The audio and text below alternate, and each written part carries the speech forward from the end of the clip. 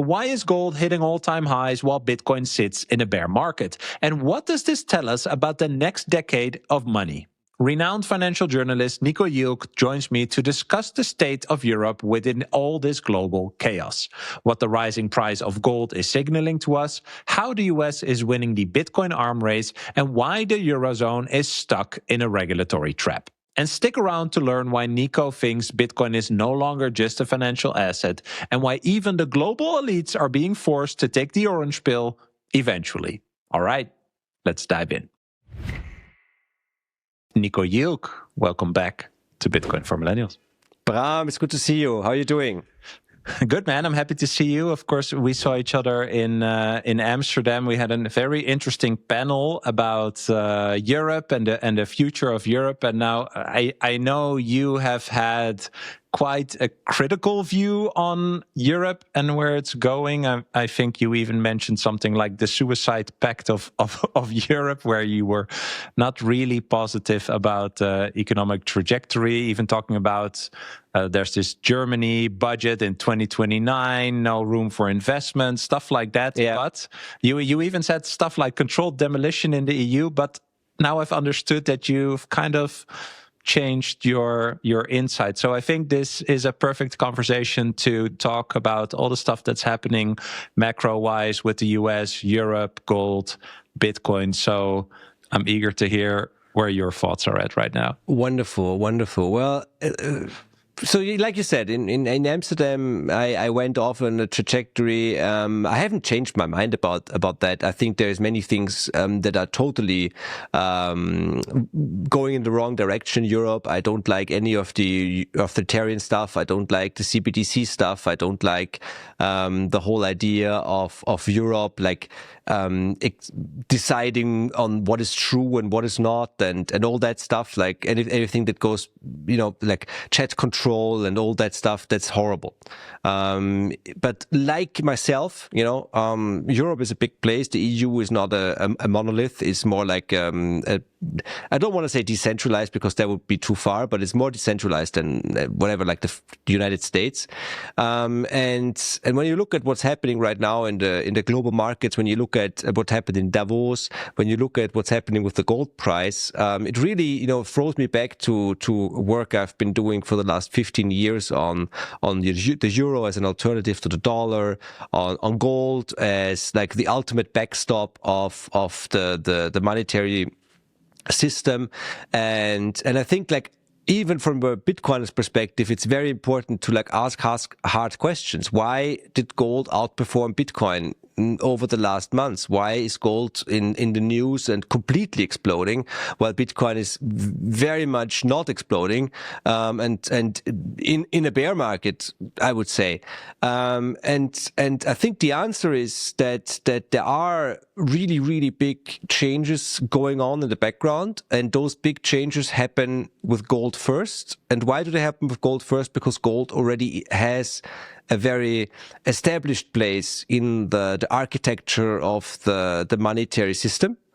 And I think that gold's role in that monetary system is changing with a rising price. And that makes me a little bit more positive when it comes to Europe, because I think, maybe you've seen the whole discussion about, can Europe sell American treasuries? Can Europe win a financial war against America? Which on the surface is totally laughable, because America has the deepest capital markets and is a lot stronger than Europe in that regard. But Europe has this gold component in the euro that is really interesting. And I don't like.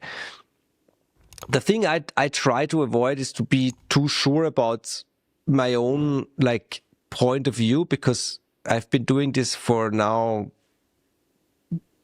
15 years, and I changed my point of view a couple of times. The only thing that I'm 100% certain is they are going to print the money, and then they're going to print more money, and all the store of value is going into real assets, and that is commodities, that is gold, and that is Bitcoin.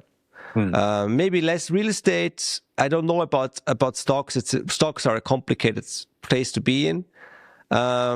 And right now, gold is absolutely running away with the story. I am like here in Austria. I'm as a financial journalist. I'm on the normie news a lot, and they only want to talk about gold. Like, should we go back? And of course, that's a like indicator. That's an indicator for a bull market, and it's also like a sentiment indicator that we have to be careful once like the mainstream news is all over it. But it also for me signifies that the whole debasement and inflation story is very much ongoing, and is very much working itself into the fabric of society. Oh, yeah, a lot of thoughts. Maybe you can explain this gold connection with the euro. I'm not sure if you and I talked about this the last time that you were on, but I definitely talked about it with someone. It's probably you, but maybe you could explain that. Yeah, maybe explain that first. I've been doing like the euro was always built as an alternative to the dollar. I think this is very important. And you can see this in the way the US has been treating the euro from the start, right? So it all started with Saddam going from the dollar to the euro, right? And then the Americans after 9/11 finding out that they have to defend democracy in Iraq. And that the Germans and the French who went with the Americans into Afghanistan, they said no in Iraq. Right? And then the whole story about weapons of mass destruction, that was total bullshit, right? I'm not saying the Iraq war was only about the petrodollar standard, but it was at least partly about that, right? And has the euro worked in that regard is hard to say. So we have other chapters. We have the Greece crisis, like the European debt crisis, when Draghi said whatever it takes and took one like argument away from the euro. The euro was built with the idea to have a stable fiat currency that is focused on purchasing power, that is focused on so-called price stability, that is built on the model of the Deutschmark. And you are from the Netherlands, I'm from Austria. We all grew up in a world where the Deutschmark was boss, right? But after German unification, Germany gave up the Deutschmark. Some people say it's because France wanted them to give it up. Some people say that's crap. It doesn't matter. It happened. But there's a reason why the ECB is in Frankfurt. And there's a reason why the ECB only has one mandate, that is price stability. The Fed, if you remember, has two mandates. It's price stability and employment, right? But structurally, and that's the gold part, structurally, all important fiat currencies in the history of mankind have been started on a commodity standard, specifically gold, right? The dollar that we have today was once a gold dollar, and then it was a gold-backed dollar in the Bretton Woods system. All Bitcoiners know about 1971. We all know that, right? That's basically when the US said, well, we decided, fuck you. We can just go on without giving you the gold. What are you going to do, right? And that was also when the Europeans said, well, we have to find something else because this is not going to end well. Okay. The euro was started with no direct connection to gold. And this is a very important part of the story that we have to understand. Because the euro does have a lot of gold. There's 13,000 tons of gold in the Eurozone that is also on the balance sheet of the euro system. 13,000 tons. That is 5,000 tons more than the Americans have. Right? So that's very, very important. The Eurozone is the biggest currency zone in the world when it comes to gold backing. Okay? Why is that the case? Two reasons. First of all, it gives legitimacy, but not in the old way where you say there is like a specific amount of gold stands for a specific amount of euros, but in the flexible sense. 4 times a year, the gold on the balance sheet of the Eurozone gets marked to market. So a rising gold price is actually good for the backing of the euro, while a rising gold price is very bad for the dollar because it looks bad. This is important. This is because the euro is built on the idea of you use a currency for trade and payments, and you use gold for store of value. Bitcoiners know all about this. We understand this, but we do it with Bitcoin because Bitcoin came later. When the euro was built, there was no talk about Bitcoin, or at least there was no like in central banking circles they didn't see this coming, right? Okay. When it comes to holding Bitcoin securely, peace of mind starts with architecture. On-Ramp's multi-institution custody model distributes control access across 3 independent regulated key holders in a 2 of 3 multi-sig quorum. No single point of failure, no pooled or omnibus exposure, just segregated client-titled vaults. You retain full legal ownership while On-Ramp coordinates security, compliance, and operational workflows behind the scenes. Multi-institution custody is the foundation for everything that On-Ramp builds. Sound infrastructure that distributes counterparty risk and provides fault-tolerant resilience with clear audits and institutional controls. And now On-Ramp is piloting flat, predictable pricing to make best-in-class Bitcoin custody and financial products more accessible than ever. Visit onrampbitcoin.com to learn more and sign up with code BRAM, that's BRAM, to receive $150 in Bitcoin after your first deposit. On-Ramp, strength in many, simplicity in one. Hey there, just a quick note before we continue. The podcast has really been growing and I'm super grateful for that. Over 70,000 people tune in regularly, but I've also seen that about 60% of you still haven't subscribed yet. So if you enjoy what I'm doing, if you think the content is valuable, I want to ask you to subscribe on YouTube and please like any video that you find value in. This really helps me to fuel the YouTube algorithm and also to reach more people with the message on Bitcoin. I want to thank you for your support. Now let's continue. So Europe has 13,000 tons of gold. Now we talk about the idea of Europe using some sort of financial leverage to counter whatever Trump is doing. I don't know if this is true, like if this is something that is like really happening, or if they are just using the whole Trump pretext to trump up Europe as a player, right? If the Americans actually want Europe to, build more arms and get financially stronger, because they are actually in the end they are gonna stay allies. I don't know. But I wouldn't let's just say that Europe, as an alternative to the dollar, will not go under without at least trying to fulfill the idea of the euro. Is it still intact? That's the question. Because Draghi, with whatever it takes, he ruined the first principle. He ruined the principle of no money printing to finance a state. Mm-hmm. So Draghi is like, he blew it up, right? And just one more sentence, Lagarde, she also ruined the euro because she censored Russian currency reserves. So the neutrality of the euro as an alternative to the dollar has totally been demolished. And it's very unclear for me I cannot say today if the euro can win back other countries, not third world, but outside of the main currency blocks. In the end, it all comes down to what currency is used in commodity and especially energy trading. That's also one of the reasons why the US never wanted Russia and Europe to be friends, right? Why the US hated the idea of Nord Stream, why Putin talked about joining the euro in 2010.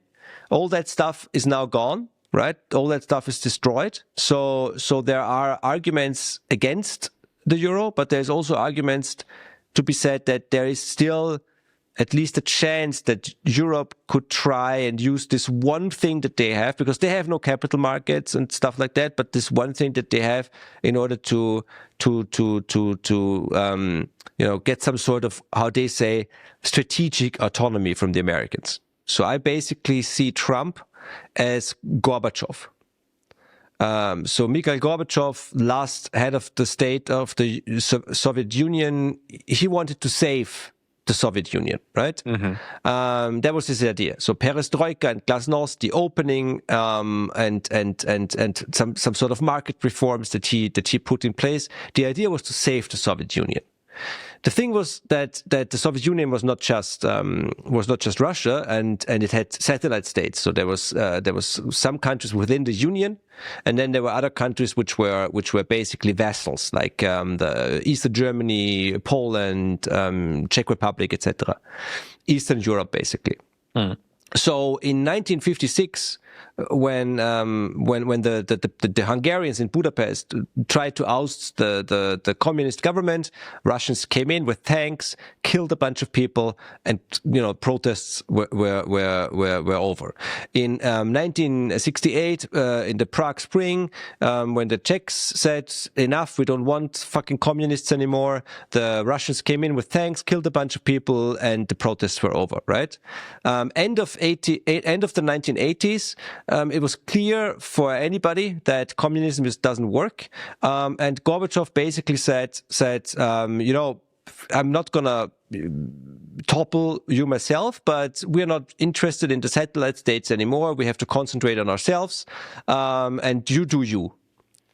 And the end result was they didn't, like, the satellite states didn't know what to do anymore. The regimes collapsed one after the other, and we had the end result was the end of the Soviet Empire. Trump tries to save the American empire. That is, I think that much is obvious. He sees China as the main competitor. I think that much is obvious as well.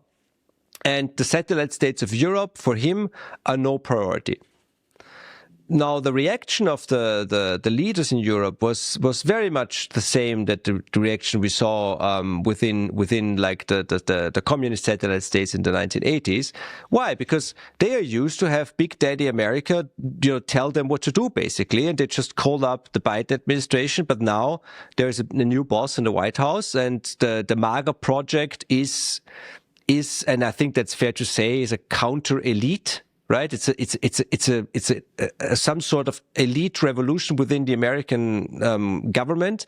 It's very clear that the American mainstream elites of the last couple of decades do not like Trump, right? And they are the ones that held their hand on Europe. Now, people like Macron, people like von der Leyen, people like Merz, they don't know what to do anymore because suddenly they are actually in charge, and have to deal with Trump on top of it all, right? So that's why they reacted very, very. But I think that it has settled down a little bit in the last couple of weeks, and what we see now is that Europe is, at least, like I said, trying to go back to plan A, which was use the euro to get out of American empire, and the Americans are actually helping them, because they also want them to basically do more on their own. Will this, will NATO end? No, I don't think so. Will America leave Germany? No, I don't think so. Right? That is way too far off. But we have a process here. I always like to see it this way: the Chinese plan for 1,000 years, the Russians plan for 100 years, the Europeans plan for 10 years, and the Americans plan for 1 week and come riding in on a horse with a shotgun, but they win. They win because they surprise everyone, because they surprise themselves, basically. You see, Trump is not like, he doesn't have a plan. He just has ideas and he just blurts them out and then sees what sticks. Yeah. Is there a plan to save the American financial empire? Absolutely. Is there the idea that once more they can prolong the timeline of the dollar? Absolutely. Does Bitcoin play a role? Absolutely. I think this is very, very clear. When you listen to Lutnick, when you listen even to Bessent, when you listen to Trump himself. It's interesting when you look at the timeline of the dollar that the Americans managed to prolong that timeline on every single critical point, right? They in 1971, when the gold ran low, they just said, no more gold for you. What are you going to do? We're going to print the money now. Have fun, baby. Then we had decades. Well, and other countries accepted it, by the way. They had to. Right? I mean, they had to. What was there? Yeah. That was one of the reasons why the euro was founded, because back then there wasn't any other credible reserve currency that is deep enough. And then in the 2000s, when the euro was launched as an alternative, there was a window where there was really the idea that now we're going to switch. We're going to switch from a dollar system to a euro system. And then 9/11 happened, and then Afghanistan happened, and then Iraq happened, and we went back to that. And then something interesting happened. America figured out that they can use technology and the internet to even prolong it more, because they didn't have any industry, right? Because of the exorbitant privilege and the exporting of inflation. But what they did have, it was Silicon Valley and universities, and they were very attractive for immigrants to like smart immigrants to go to America. So I think that the tech boom of the 2000s prolonged the dollar timeline again, and now they're trying to prolong it with Bitcoin as an alternative to the gold thing that Europe, China, and Russia are going to. And they're trying to prolong it with stablecoins as an alternative for the treasuries. Yeah.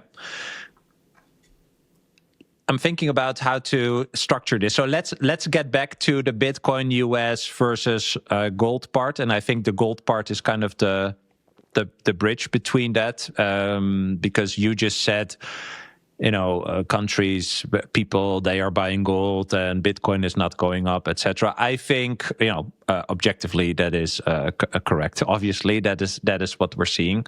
On the other side, I also do think there's not a lot of people that even understand what the proper characteristics of money should be, what monetary debasement is, the fact that is happening, right? I mean, in my vicinity, or just when I look at the state-sponsored news website, gold is going up because of tensions in Greenland. Was it? I know. Yesterday? I know. No, it's always the tensions. So no one knows, right? No. The general 99% of people have no clue why is gold going up. Something is happening. So yesterday I also tweeted, or the day before, why does gold go up? It's just people doing what other people are doing, right? Why does Bitcoin go up? It's when more people figure out what actual, superior monetary characteristics are. And I think also objectively, a lot of people that understand Bitcoin and gold, they admit that Bitcoin is better than gold. I talked to one guy, but he said, the central banks are buying gold. So hold your horses. So I think the thing is also for people that are into Bitcoin is just to understand, at least that's my explanation to myself. Maybe it's bad cope also, I don't know. Let's say America goes full Bitcoin, and I think there's very interesting ideas around, bit bonds and stuff like that, and like how they could, let's say reprice gold, dump the gold, tank gold, buy Bitcoin. Nobody's going to dump any gold. Nobody's going to dump any gold. But I mean more like you don't know where it's going to go. But I'm more saying like you have all these ideas around it. But I want to switch to more like Europe, because I do think, we are looking at America obviously a lot because it is the world reserve currency. Fiat money by definition is a money printer incentive and is a deficit incentive, right? So I also feel that we should be way more critical about what's happening in Europe. The mandate of the central bank for the euro is stable prices. I did an updated analysis on M2 money supply from the introduction till, I think it was like December 2025 or November. It lost 53% of its value, right? So, I mean, we can keep pointing at America and, bad, stupid, whatever. But Europe isn't really in a good shape either, right? No. I mean, look, if you forget about the whole, politics, right? If you only look at the economics, then it's abundantly clear. And it doesn't matter who are the players. It doesn't matter like Trump or Europeans or even the countries. It's abundantly clear that we're fucked. That is the statement here. Yeah. Economically, there is no debate here. The welfare state is bankrupt. The welfare state is probably bankrupt as well, but the welfare state is definitely bankrupt. Our fiat currencies are being used to print us out of there because that's the politically feasible way. Yes. And that's so the same nominally thing. Print over the number. Yeah. That is the same thing that is happening. Yeah. Yes, that is the same thing that is happening in Europe, and the same thing that is happening in the US or anywhere in the world, right? Yes. Russia is printing money. The Chinese are printing money. Look, Bram, if you were a central banker and I was a central banker or a politician, we would also be printing money. Because there's nothing else you can do right now. This is done. Like we have escape velocity. This is happening. It was always going to happen at some point. Now we are in the midst of it. And I think that's the reason why we see gold escalating. But yes, it's true that one of the absolutely absurd things about this gold rally is that there's no real story. It's always like tensions about Greenland, like tensions here. Everybody has tensions, you know. Go to the masseurs if you have tensions, right? There is a breakdown of trust in the international system and a breakdown of trust in fiat currencies in general, and the gold price shows that. Yes. I would say that the liquidity on the other side, like the liquidity bomb has not exploded yet. It's only being prepared. That's why Bitcoin is not like, I think Bitcoin is a lot more sensitive to the actual liquidity, while gold is more sensitive to the long-term structural changes in monetary policy and monetary geopolitics. So gold is like the alarm, right? I think I had James Lavish and Larry Lepard on, and they said something. So gold, I would say gold is like the alarm, and Bitcoin is basically the confirmation. Yeah. Right. So, and also, like you said, we are early. There's a lot more speculation in Bitcoin and the whole cycle stuff and the whole business cycle stuff. So there's many factors. It's not just one factor. I think that's also important. But it doesn't matter. You can have any opinion about Trump or any opinion about the Europeans or about what I say about Europe and gold. It doesn't matter. The only thing that matters is the fiat system is fucked and nothing is going to get better until we have basically a total collapse. Now, how this collapse looks like is unclear. Like the engineering of what you would call a soft landing is like the hardest part in this whole story. Like, is it possible to have some sort of alternative? Now, that's where Bitcoin comes in play, but not really on the political level. Forget about the Bitcoin reserve. Forget about Trump. Forget about the Americans. Europe is not in a good place when it comes to Bitcoin. But the main thing about gold as a money is self-custody on the national level, but also on a personal level. And the main thing about Bitcoin is also self-custody. I think that's the most important thing. That's like the main, absolutely the main part. And that's why, like, not your keys, not your coins is so important. That's why Bitcoiners talk about this all the time. In a world like we live in today, without Bitcoin, would scare the shit out of me. Because I fully agree. Because with inflation comes control, comes propaganda, comes chaos. And we cannot, like in the end, I talk about all these big things, but like at the core, I try to be a stoic, meaning that I concentrate on what I can influence and I can control within my own life and within my own like YouTube channel and whatever. And Bitcoin is like the most powerful tool for the individual to be somewhat shielded from this chaos. Not only from the inflation itself, but also from like the taxes and this and that and there. You know, it's mobile capital. It gives us the opportunity to just move to some other place if we need to. And this is a very, very important check on the system. Gold is, when you look at it from the old perspective, like the Euro perspective from the 1990s, gold was that in the past, but the internet has changed the game.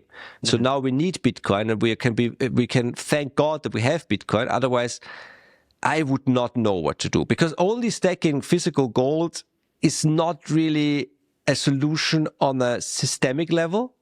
It might be a solution on like a macroeconomic government level, but it's not a solution on like everyday people level. Bitcoin is a way better solution there. The fact that Europe is not as open to Bitcoin as the Americans are, that is the part that frightens me, because they don't seem to get it, which is weird because they seem to get gold and they should be able to understand that Bitcoin just plays a similar role. I don't know, maybe we need like a regime change of some sort, like other people in those places to understand that. I don't know. I think the euro is a very good example when you look at it from from today's point of view. It's a very good example why we need Bitcoin, because the euro is supposed to be more decentralized. It's supposed to be more focused on price stability. It's supposed to be more have harder rules than all the other fiat currencies, and we see it doesn't work in that way. All the rules have been broken, like you said, immediately. You cannot like political rules are just there to be broken. You cannot use political rules in order to run a currency. And right now, it's impossible. For my European friends that want to buy Bitcoin with ease, check out Relay. I've been a long-time fan and happy to partner up with what I think is the best Bitcoin-only platform for Europeans. They offer a super simple, beginner-friendly app with no distractions and no shitcoins. You can do a quick one-time smash buy or set up automatic purchases when you're stacking regularly. And here's the thing that matters most.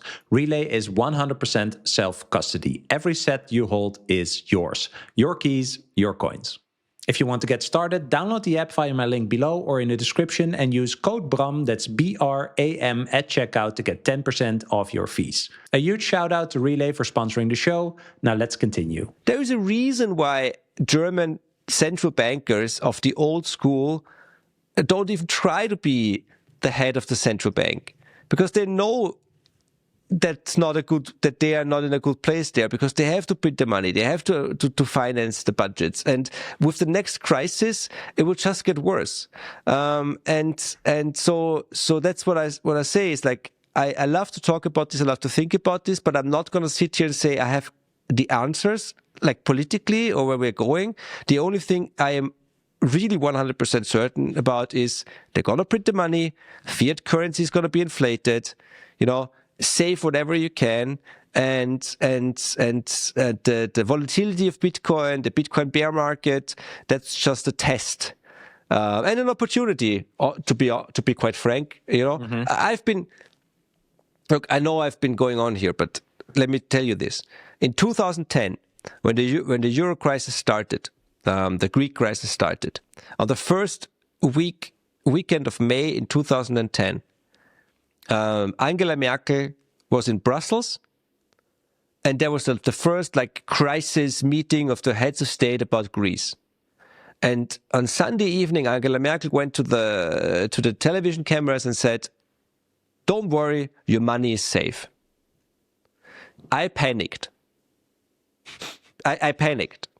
Next, because if the most powerful woman in Europe wants to convince me that the money is safe, then it's anything but, right? Yeah. So next day, 7:30, I'm the first in the bank. I was a young journalist back then. I had a couple of, 1,000 euros saved up, not much money, nothing really.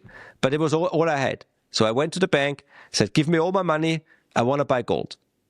Right? This is how this all started. This is also how I ended up with Bitcoin. I was focused on gold for too long, but whatever. They laughed at me at the bank. They said, look at this idiot. He wants to buy gold. The gold price was at about 800, maybe 900 euros. Now, I've been buying gold for years. I have stopped years ago. Now, 15 years later, the gold price is closing in on 5,000 euros. And I don't feel vindicated. I don't feel good about this. It just worries me.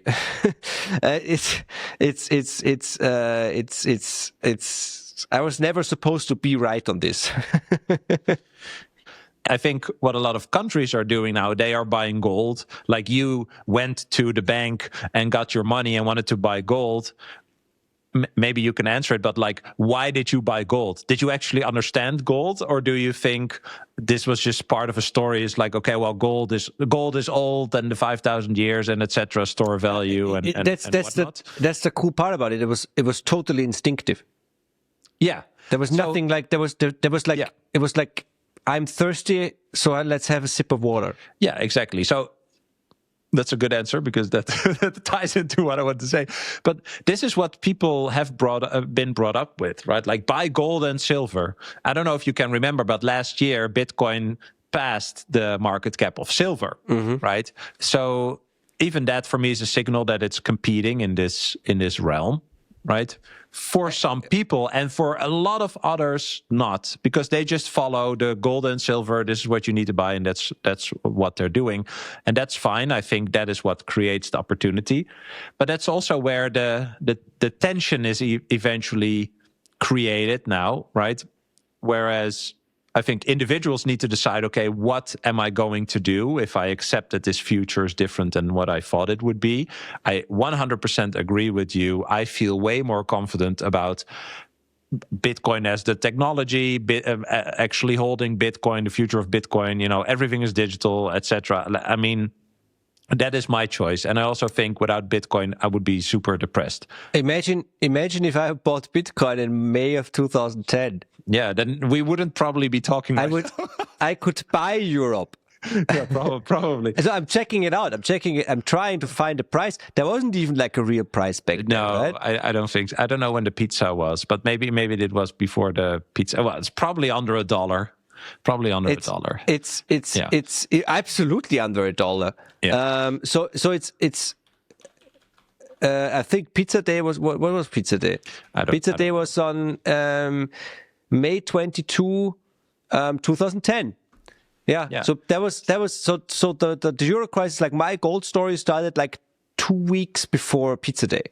Right? Oh, interesting. Yeah. So what I'm saying is that I wouldn't be talking about any bear market or any problems with Bitcoin right now if I bought Bitcoin back then, right? If I knew about Bitcoin back then. But that's with everyone, right? But I want to go to like where the tension is. The tension is, okay, if that is what the future looks like, whether you're in Europe or in America or whatever, it's the same path. And what we're seeing, I think, is that, like you said, there is an attempt by Europe, or rather the EU, to promote this idea of the euro. They're even talking about it like on X in these stupid posts, right? Like, oh, the euro could be a global currency. But it already lost 53% of its value, guys. But anyway, so this system is no different than any other fiat money system. Plus, take into the context, what you've been talking about also in different conversations, the German budget issues at the end of this decade, like I mentioned, all the issues in France, like this kind of decentralization in the EU, but then also this resistance against more EU centralized power, which I think is a whole general topic, as in, America started as a political union and then they had money. In the EU, it's kind of the other way around, right? They started with the euro, and now, because fiat money is by definition fundamentally flawed, and all these cracks are starting to appear, they're pushing towards more political centralization as well, as kind of a way to solve this fundamental issue of fiat money.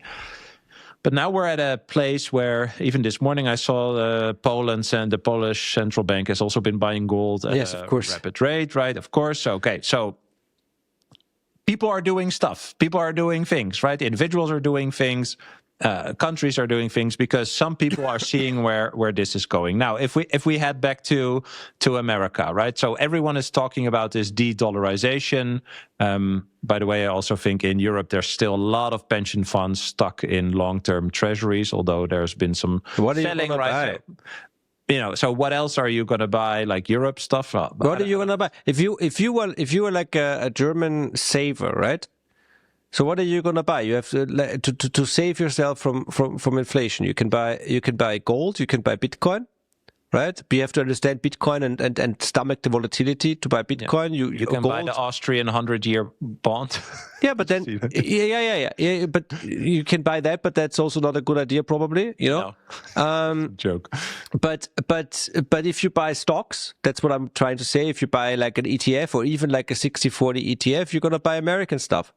Because there are no European capital markets. Exactly, right? So this conundrum, this tension is coming to the surface. And you see, okay, China is selling American treasuries, now buying gold. So we're talking about this de-dollarization. Mm-hmm. You've suggested that this introduction of stable coins might actually extend US influence.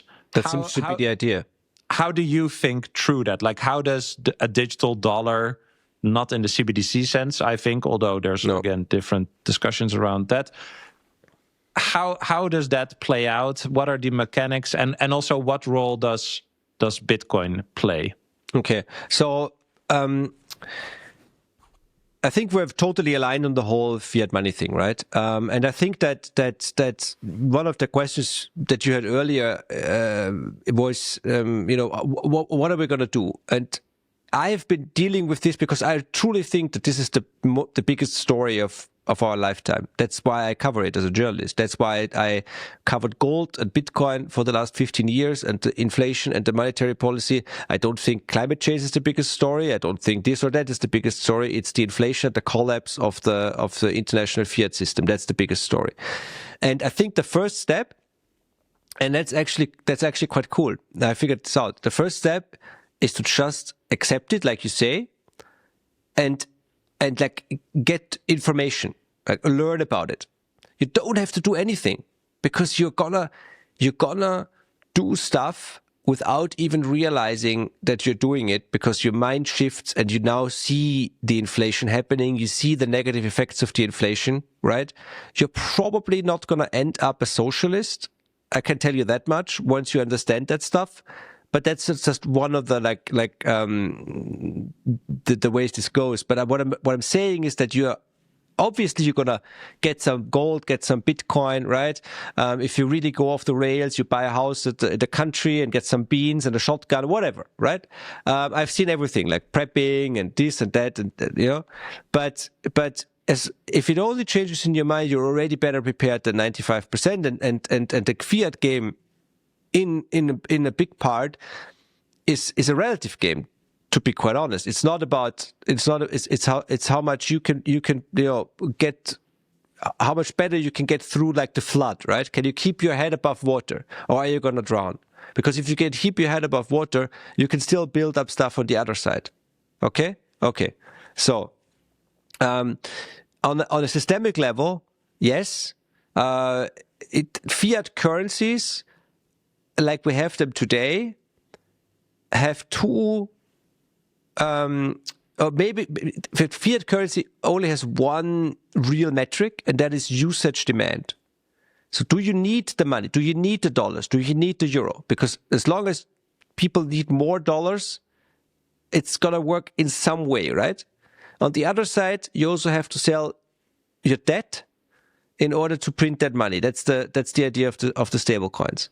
That's also the idea of basically getting collateral. So we like to say that fiat money is not backed by anything, but that's not true. I think it's a false statement. There's no gold standard, so fiat money is not bound to gold, right? There's no direct connection at a certain price. But it is backed by all the assets that the central banks managing that fiat money holds. Mm-hmm. And in a wider sense, it is backed by all the assets that are traded within that currency zone.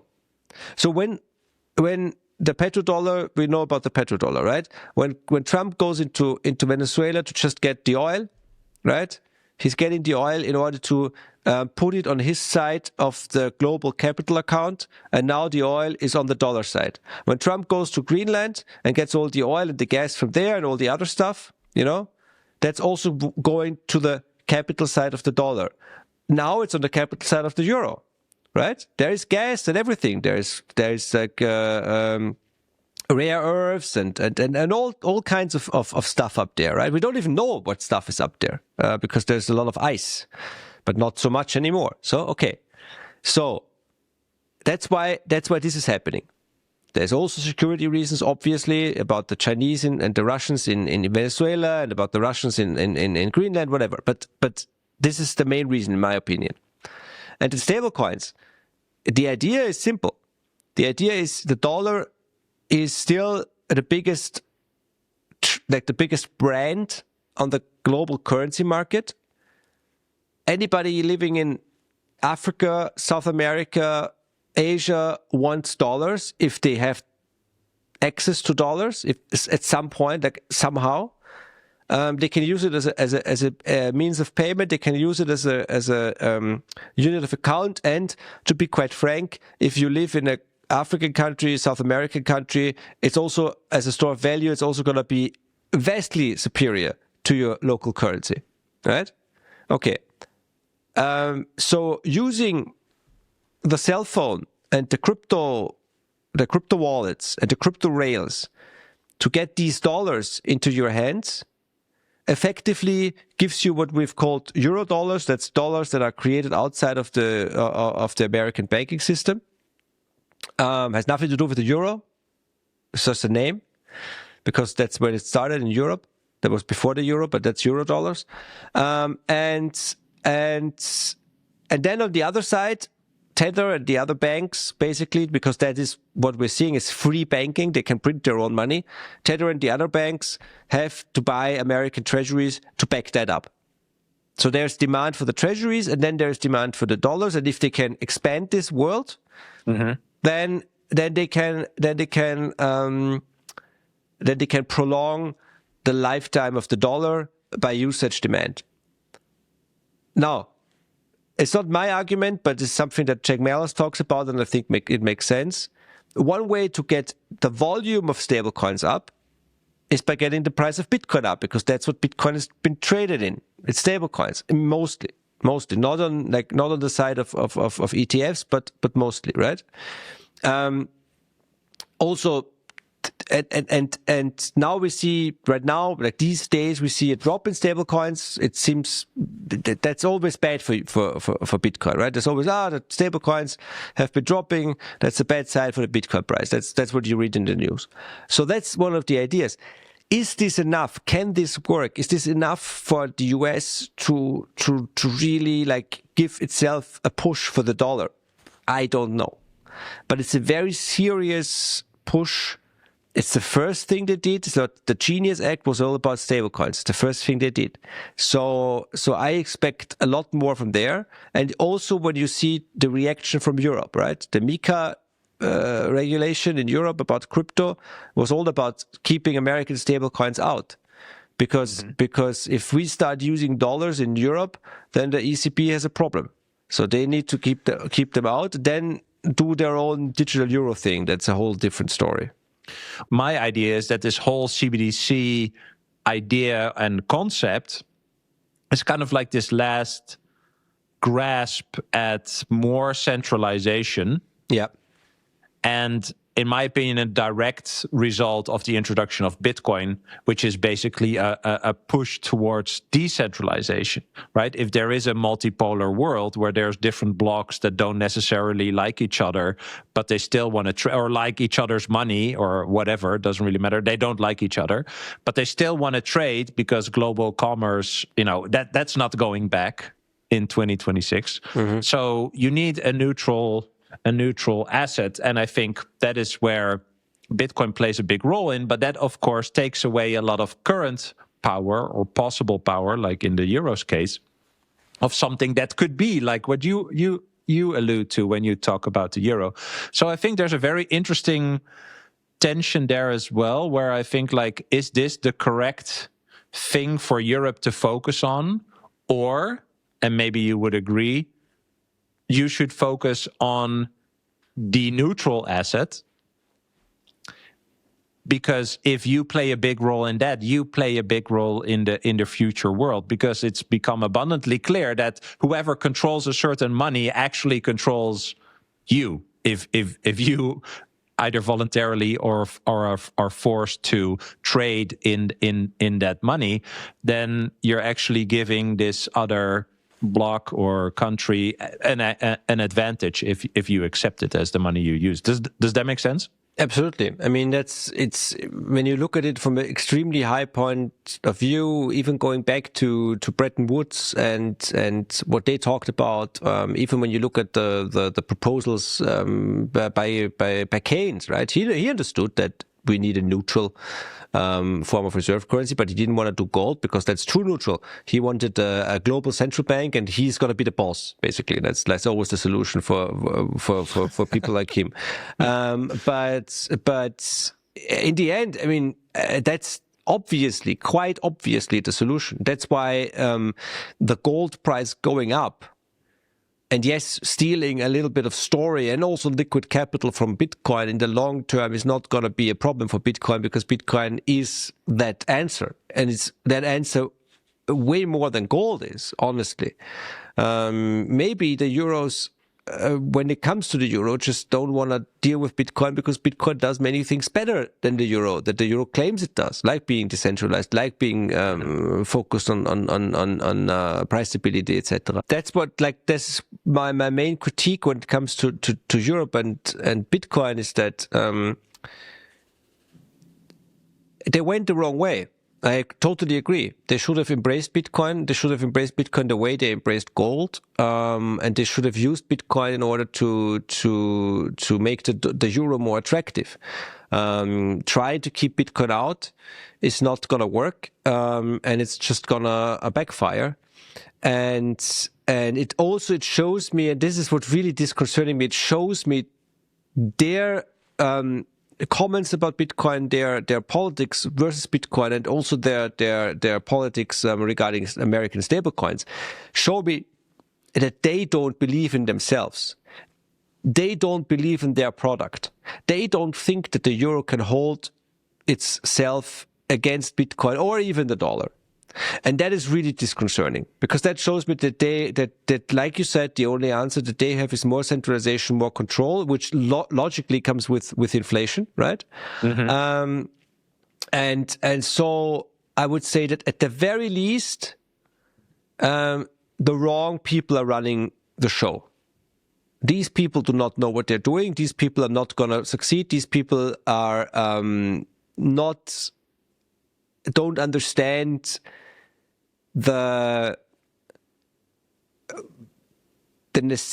don't understand the new world, the new digital global market that we've entered, and they definitely don't understand what has changed, because now we have the hardest money ever created in living on the internet, and they have to deal with that. And the only way they're dealing with it is by saying, "Man, we don't like it. It smells funny," right?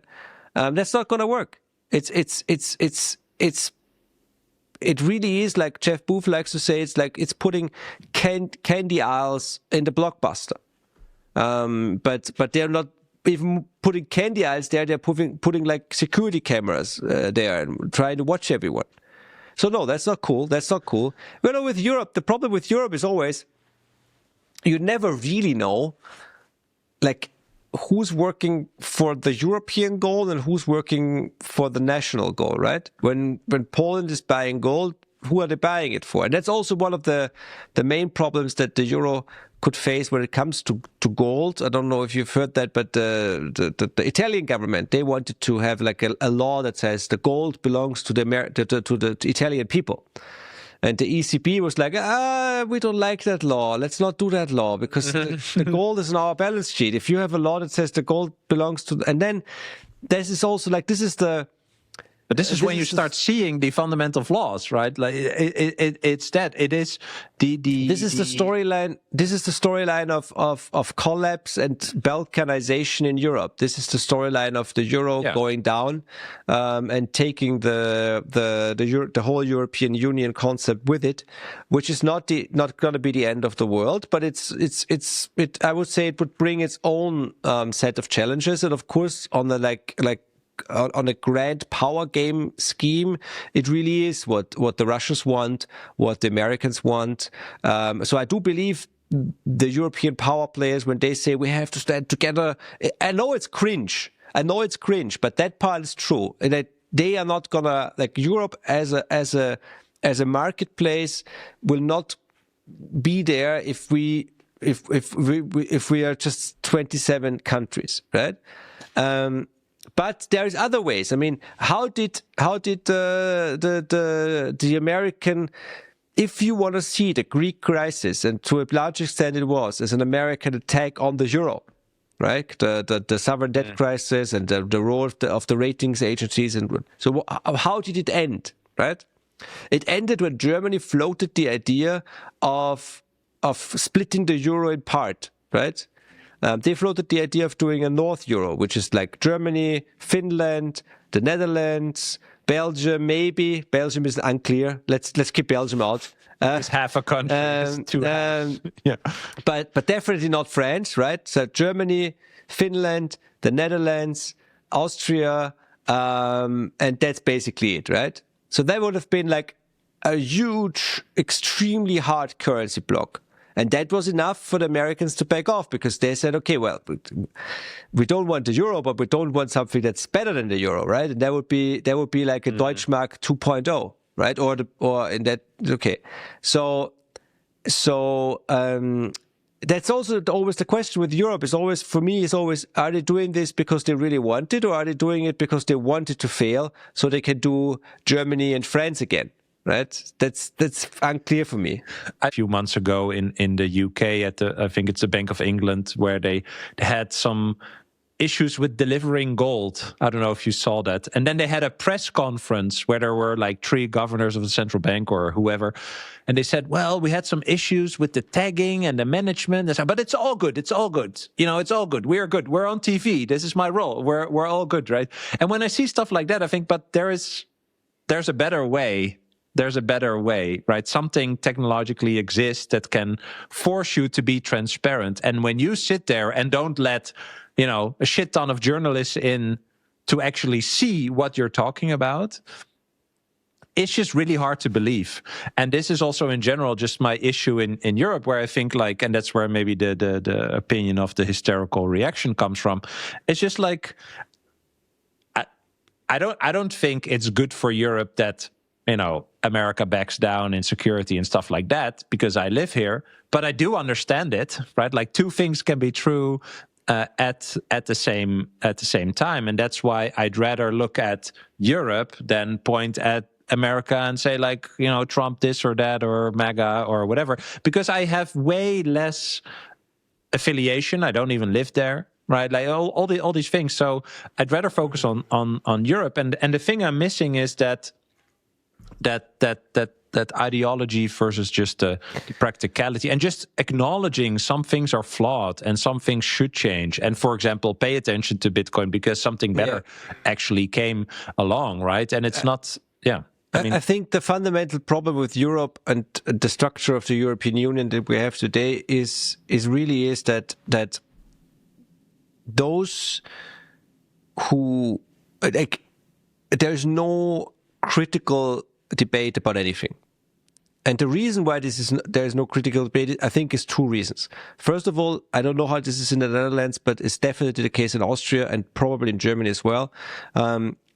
Even after decades of being in the EU, there is no real like, people and the media has not understood that this is more important probably than local politics, right? That there's no real debate about what's happening on a European level, because we don't think that we are part of it. We are part of it, and it's very important, but it's not like things like chat control. People don't even know about that. Von der Leyen does not want me to read her messages, but she wants to read mine, right? And people don't know about it. Okay. So that's one part. The second part is that those who are critical of the EU, they almost exclusively don't try to change what's happening on a European level. They just want to get out and destroy it, go back to nation states, right? That's like the right-wing alternative to Europe, that's like alternative in Europe that is now very, very popular. So I don't know if that's like what's going to happen. I have no idea. But I don't, and I also think it's a bit too late for like the whole European debate thing. Now things are happening way too quick. I would say that in general, what you said about the Bank of England, that is totally true. These people are not used to accountability. These people are not used to being questioned by people on the internet. And it's not just Bitcoin, it's basically the whole communication structure of the internet that totally changes the way this runs. And like you said, doing a press conference on national television is only going to reach less people tomorrow than today. But, and this is also interesting, they are just going to go on with it anyway. Like the guy in Iraq, right? They just, because they don't do it for us. They do it for they do it for the NPCs. Let's be very, very, very clear about this. They do it for those people who have been like the boomers, the NPC boomers. There are very nice boomers who get it, but there are many who are just grown up with, I saw it on TV, so it has to be true. The guy had a suit. I mean, he was wearing a tie. Yeah, he's an expert. If your life is comfortable, you don't really have to think about it, right? Even people listening to what you just said could say like, well, that's a doomer take, but I don't think it's about being doomer. It's just about being rational and just understanding that some things that you are using that you are using, like a fiat money, is just fundamentally flawed, and there are certain consequences to just following that strategy into oblivion, and the consequence is very negative. So you just need to adjust course. But I think the change, just that change, is something that people don't want, and people in politics don't want to be the face of. Not enough people want to be the face of the change and just be honest, because being honest is not popular. Because if you're honest, you're going to say some negative stuff, which just goes against the whole comfortable feeling that I think just enough people still have, right? And that's why they would also dismiss a conversation like this. It's just like, no, you're so negative and this and that. I'm like, no, I have children. You have a lot of children, right? Like, I'm thinking, no, but like you're thinking about... I have almost as many children as Elon Musk. Yeah, but I mean, like you're thinking about that future as well, and I mean, I don't think it's irrational or illogical to be active with that. So that's the point. I think, and that's maybe that also ties the whole thing together from a personal perspective, and also from a systemic perspective. Gold is an understandable reaction, right? That's the doomer perspective. It is the doomer perspective. When I was in my gold phase, I was way more depressed about the outlook of the world, because what are you going to do in a world without Bitcoin? Like, imagine the timeline. We know that there is, like, every timeline exists, right? Fortunately we are in one with Bitcoin, but there are timelines out there that doesn't have any Bitcoin, right? So in a world without Bitcoin, what are you going to do? You're going to buy the gold, but you can never use the gold on a practical level, not really for anything, right? You cannot do that. You can do gold-backed coins, gold-backed IOUs like we did. But that's when the problems start again, right? It's when you can have gold on the blockchain. I saw. No. Yeah. But that's what I mean. Like, so when you go to gold, basically you're saying I'm buying my metal, my shiny metal, and I hope that the governments are just gonna go back to some sort of gold standard, and then. I'm saved. Yeah, then I'm saved. Yeah, but you're still a slave to the government. Basically, you're still a slave to the system. There's no way you can build a bottom-up alternative with gold. Now, Bitcoin is the solution, right? So Bitcoin gives me hope. Bitcoin gives me a positive outlook in life. Bitcoin lets me smile about all of this. Like, all the stuff that's happening, it doesn't matter. It doesn't matter if the prices, if the inflation goes off the rails. I have Bitcoin. If the European Central Bank decides to do the digital euro, and then track all my expenses, I still have Bitcoin. I mean, I don't. If anybody asks me, I don't. Right? I was lying, Christine. I don't have any Bitcoin. Right? When a war breaks out, right, and I have to leave the country, what do I take with me? Your stock app, your app with stocks. Exactly. The hypothetical and the title deed of your home. Yeah, exactly. Yeah, and my art collection. Right? Yeah. So the whiskey bottles. Yeah. So Bitcoin is the solution, and it's so powerful because it's actually easier to use the solution when you are like a poor individual than when you are a rich individual or even like a government, a nation state or whatever, right? That's why it really is bottom up. That's why us funny people talk about it on the internet, and then we have our memes, and most people don't even understand it, and then the price goes down, and they say, "Oh, it's so volatile, and now Bitcoin is over,"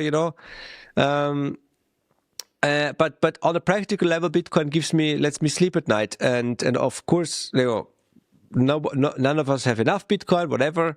But it's the solution. So gold is an understandable reaction that we see right now on a global scale, but it's not the solution. Bitcoin is the solution, and that's why after gold, Bitcoin will run. But it will probably take a couple of months to let this play out. What we see right now. Because right now I don't see any strength in the Bitcoin price, at least. Mm-hmm. But like I said, that's the cost of doing business. That's the cost of being on the Bitcoin train. And I also own gold. Many Bitcoiners told me to sell all my gold and buy Bitcoin. I never did that, mostly because I'm too lazy. But gold going up doesn't make me feel good. It actually makes me feel anxious. Mm. Maybe an interesting question to wrap up. So I think we didn't really go deep in that, but like the role of Bitcoin on the US side, like you said, we see Lutnick, Besant, Trump's sons. I don't remember what I watched, but I think they fully understand this. They understand that there is an out for them, I think, to a degree that involves Bitcoin big time. For example, with Bitcoin bonds, but also with regard to energy independence. This whole idea of becoming sovereign. Literally what Howard Lutnick said in Davos, which I thought was an amazingly interesting take, where he said we can be friends with anyone, we can trade with anyone, but first we are a sovereign nation in terms of money and energy and all that stuff. So I think they all understand what Bitcoin is. I think they're going to use it. But if the US goes full Bitcoin, do you think the rest of the world will follow it or dismiss it? Because I think there's a huge anti-US sentiment, which is, at least in Europe and in my country, like I said on the national news, I think it's just bad cope. It's just, an attempt at making us feel better, although we're fucked too. What do you think? What would that look like?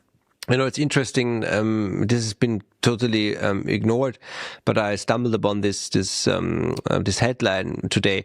In the US, we have lots of snowstorms and blizzards right now, right? Extremely low temperatures. It seems to be chaos.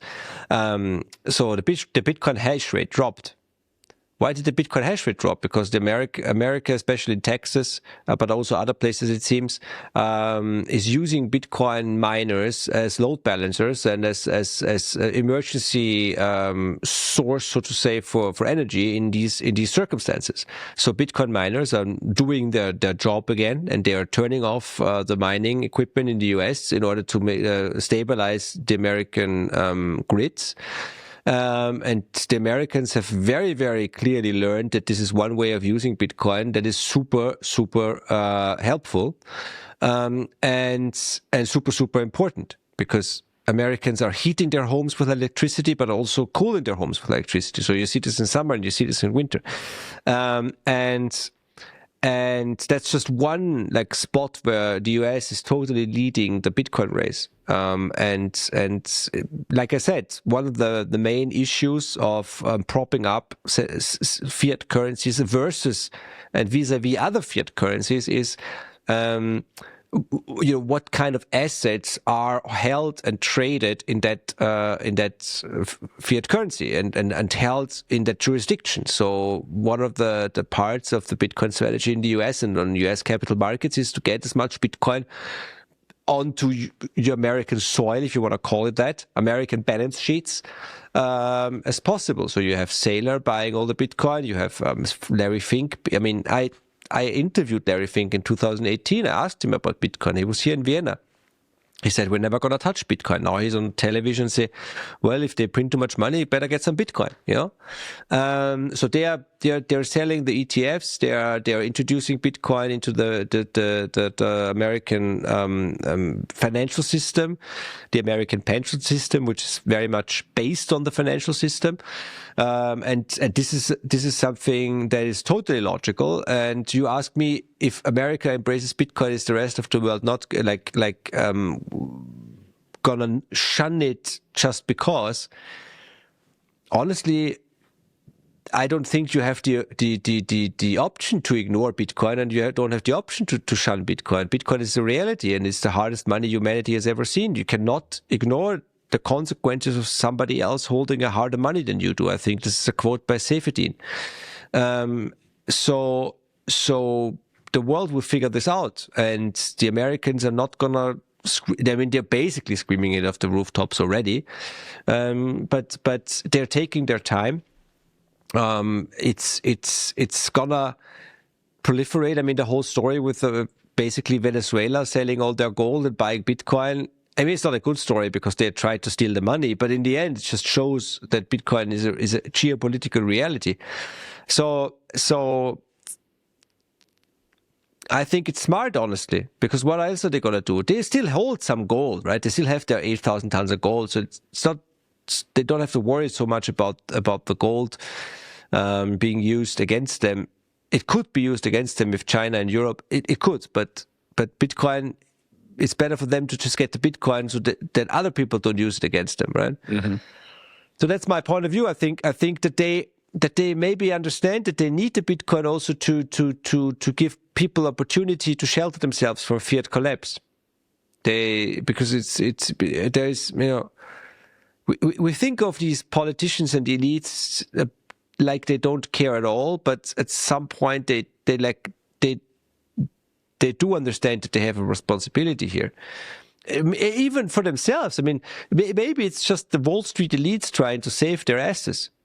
It doesn't really matter what it is. It's a logical step for you to go to Bitcoin. It's a logical step for me to go to Bitcoin. It's a logical step for Howard Lutnick to go to Bitcoin and for Donald Trump to go to Bitcoin. And at some point, it will be a logical step for the European Union to go to Bitcoin, Russia and China to go to Bitcoin. It's just a question of time. We're going to see. Well, thanks so much. I think this was a positive note ending to, I think, a good exploration. I hope people found it valuable, and I want to thank you for your time. And let's. I mean, we're both following this, so we should do this again in some time, and then see where we're at. I can tell you all the things that I was wrong about, because I'm going to be wrong about many things. It's just, but it's fun to watch. It's definitely entertaining. Yeah, I agree. All right, Manuel. Thanks. Thank you, Bram. Thank you, Bram. Bye-bye. Cheers. I hope you enjoyed this episode. If you did, you can click here to find more just like it, and click here to find all Bitcoin for Millennials podcast episodes. Also, if you want to help me shine a light on the message of Bitcoin, please like this video and subscribe to stay connected. I hope to see you for our next episode. Bye.